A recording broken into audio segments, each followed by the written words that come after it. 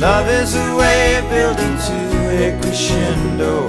Ride if you will, ride it with me.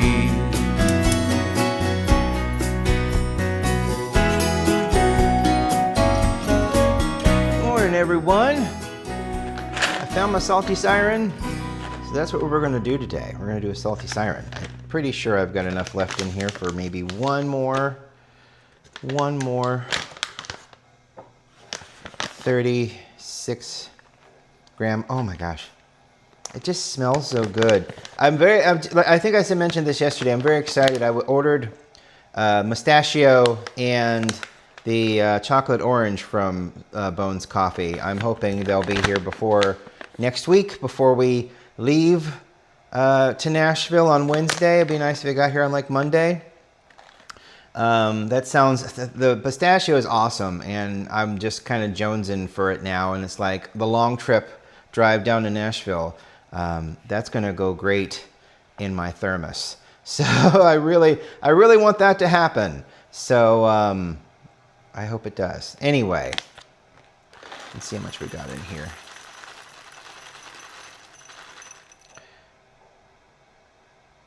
Good start. How much do we have? Oh, about 32 grams in there. That's pretty good. I'm going to put it through the DF. I'm going to put it through the grinder. I shouldn't need to spritz it because it's got oil on it. And that's kind of the reason I've been hesitant on putting the flavored coffees through the DF. I really didn't want to mess it up. But at the same time, these are going to be filter ground. So you know, it's the contact with the burrs is definitely not as much as an espresso. I will say, when I do get the coffee in the mail, we will definitely be putting it through the espresso and putting it through the rock, and we're going to see how that goes. Both of them, both the chocolate orange and the pistachio. So I've got 32.5 grams here. Honestly, I'm behind now. I don't really remember what we want. 36, 37 grams of coffee in. I think that's what we really want. But here we go. This is a lot.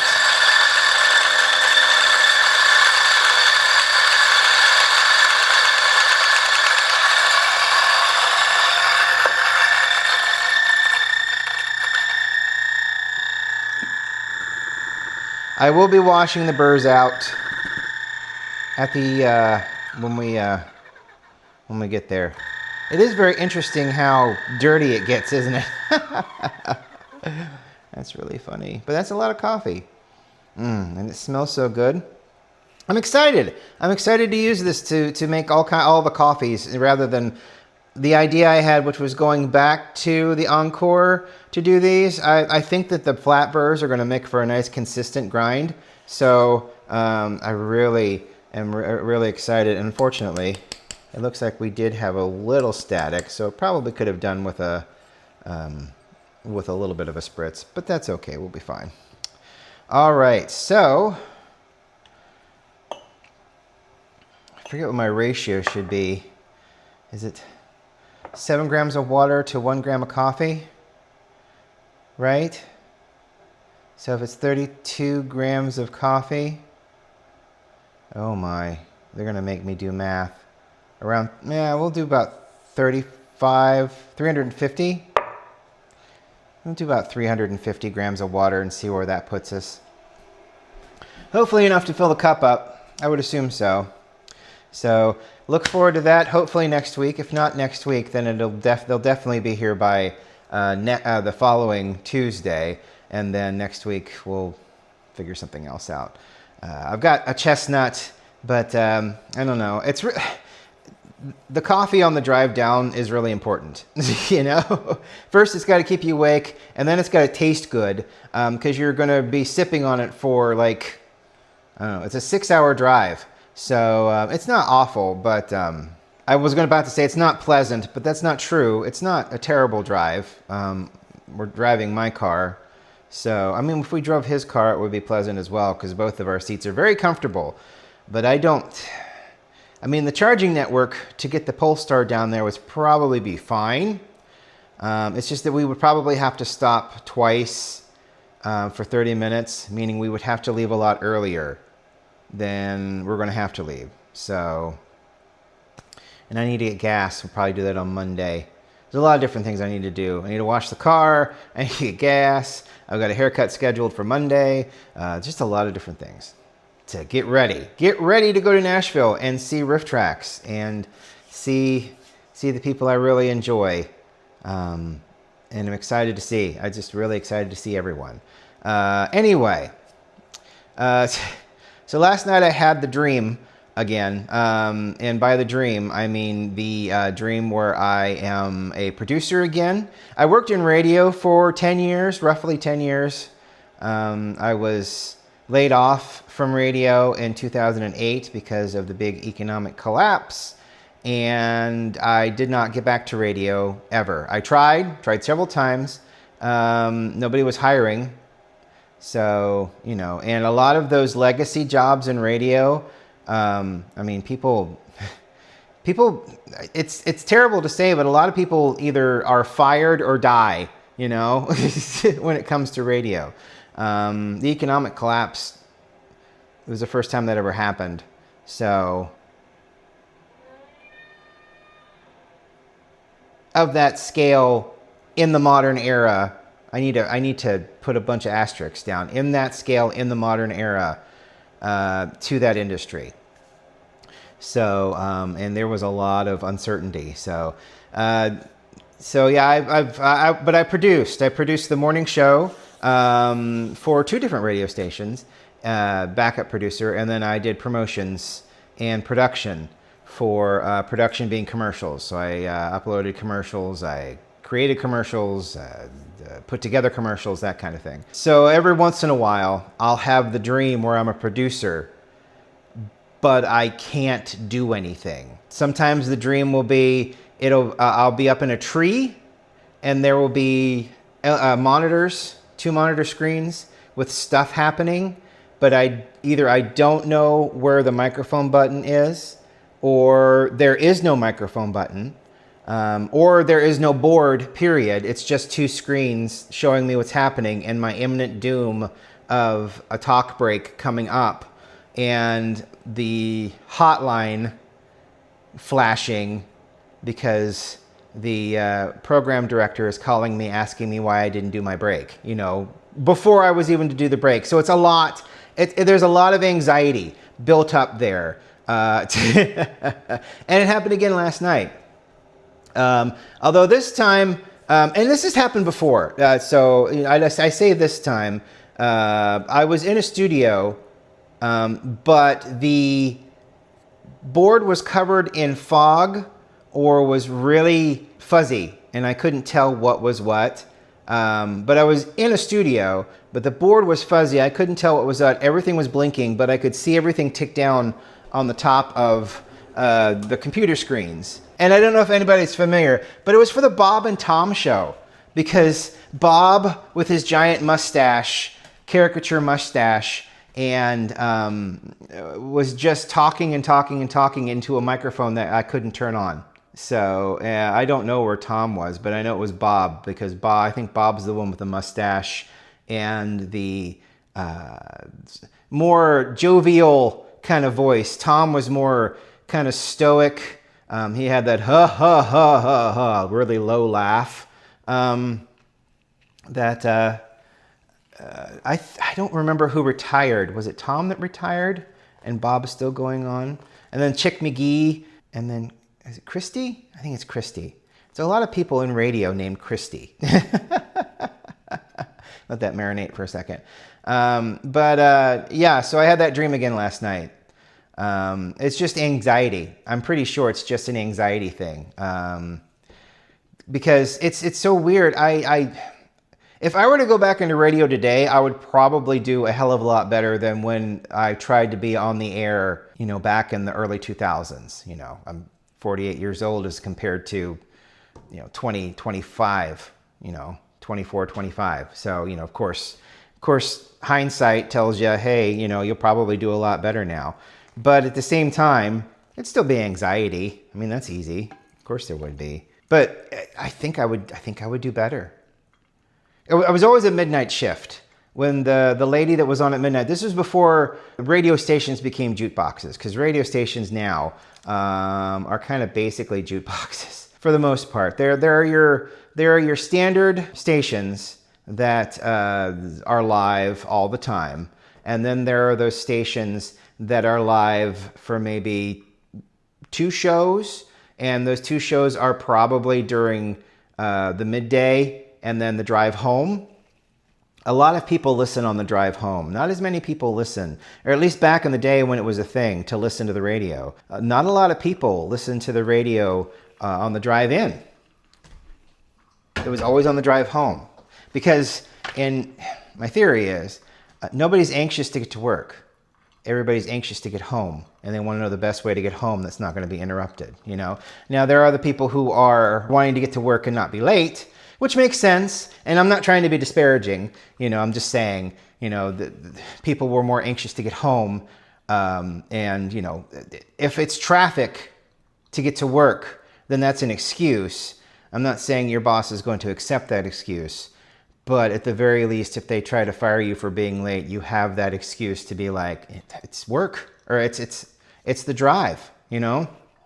It's the drive in. What do you want me to do? I can't control the traffic, so, you know. But yeah, that's kind of my working theory about that. That's why they kind of focus on the midday and the drive home, and then like they'll hire out a morning show, because the morning shows, at least the syndicated ones, have so much room for commercials and breaks where you're like talking about traffic and weather in the morning. So, and a lot of those shows are talkie shows. They're not playing music.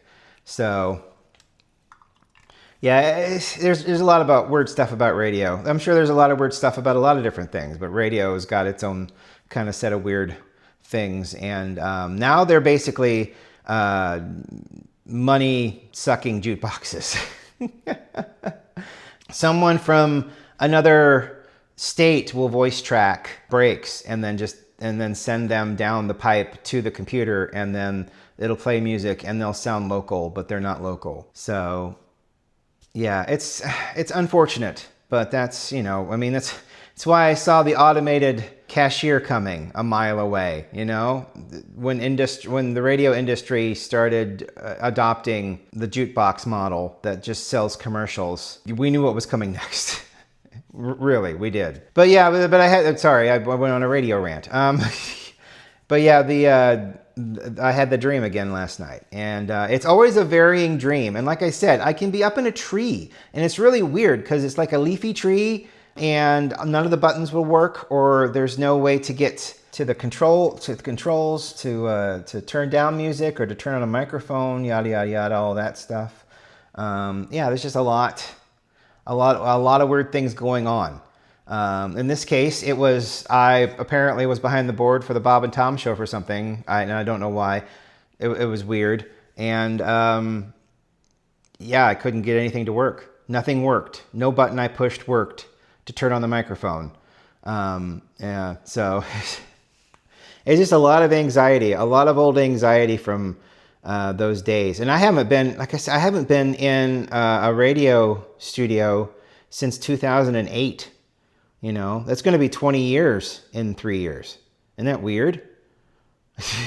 I'm still having these reoccurring weird ass dreams. So, wow. I'm kind of hoping, I mean, I smell a lot of, it's really kind of funny. I know it's Salty Siren, but I smell some maple in here. This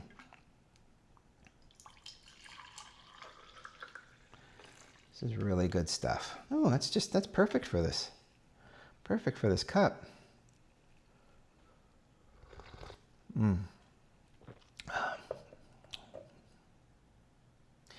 Yeah, you get a lot more of the, from what I remember it tasting really good with the Encore.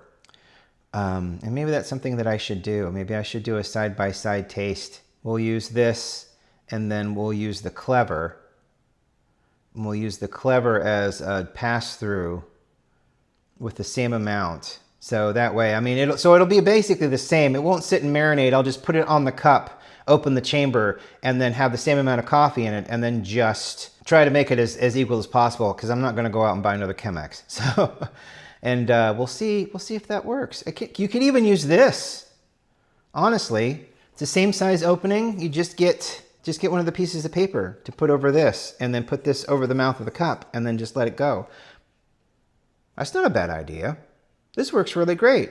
AeroPress basically gave you a funnel to do a pour over with if you have an AeroPress and you have one of these. I mean, otherwise it's just a funnel to dose coffee into their AeroPress. That's kind of what this is, isn't it? Has anybody ever made that observation? I'll bet they have. I'll bet they have several dozen times, which is great. That's fun. I'll remember that if I ever need a... I mean, you could take that with you. It could travel with you. So you could basically have a funnel. You couldn't overfill it. You would definitely have to wait for it to drain in order to properly get water in there, because the paper filter, if you fill it up too much, it doesn't have enough force to not just like peel back like a flower, you know, if it fills up with water, and the water would go everywhere. So you basically got to mind where you're filling it up to. It's not a bad idea. Maybe that's something we'll experiment with when we get back from Nashville too. That might be fun. Somebody can do it before me if they see this and do it. That sounds like a good time. Salty Siren, the grind through this, kind of lessens the salty part, but you do get a lot more caramel. And like I said, there's even kind of a mapley taste to it. That might be the coffee itself. I'm really excited to try it with the pistachio. Pistachio is delicious in and of itself. That coffee though, oh my gosh. And they said it was back for a limited time, which I'm like, why would you limit one of the best coffees you put out? You know, it's just so weird why they do the vault things. That's good coffee. Mowers were out this morning, hooray. I thought they were out yesterday. I don't even know what the hell they were doing yesterday. They had something pass by a couple of times beside the bedroom window. And then this morning, they were all around the house and then back behind the house here in the fenced-in area mowing. Just let the grass grow, for crying out loud. It's a weed, you know? I know. It's got to be at a certain length, otherwise the world will end, you know, more than it's trying to now. You know, the grass is the tipping factor for a lot of old people. That's really good. I kind of miss these. I really do kind of miss these Tasty Bones coffees. So I'm glad I'm getting those two sent to the house. That'll be great. We'll clean this out. Matter of fact, let's just start that process now. We can open it up really quick like. Sorry about the jiggle. You are on my shoulders, and I am using my shoulders to spin the bottle here. So we can open this up. Almost there. There we go. So we've got this part that comes off. And then we've got basically the Genesis device controller that the con spun around. Flashback to that. But here's our burr set. These are the flat burrs. This is flat and that's flat. They don't collect too much coffee. And I think there is a little... Oh, there's not. I would have sworn... Oh, that's kind of weird, isn't it? I thought there would be some kind of safety device, like down in here or down here, that would make it so you couldn't turn it on while the top's off. That's kind of scary, in a way. Huh. But anyway, so this is it. And you can kind of see dust kind of, coffee kind of collects around there, and then that needs to be brushed. And the inside is just, can get really staticky up through there. And it's not like you want to spray it with water, because then it'll just stick in a different way. So, but yeah, so the flat burrs, We'll just unplug that. The flat burrs are pretty cool. And then these were the upgraded ones, like carbon-like something or other. So, and they work really well. It's just that it just seems necessary to clean it more often. Anyway, I'll get into that. And I hope you have a great Wednesday. We will talk to you tomorrow. We'll find something else up in there. I think I've got some of that coconut left. Coconut coffee from Bones Coffee. I'll blitz that up and we'll put it through the Chemex. We shouldn't neglect the Chemex because the Chemex is a wonderful way to make pour-over coffee. It's really great. I guess I could get the Clever out and we could use the Clever. I bet the Clever could use some love. It's been neglected, so maybe tomorrow we'll use the Clever to make that coconut coffee. Sounds good. We'll talk to you tomorrow, and I hope you have a great Wednesday. See ya.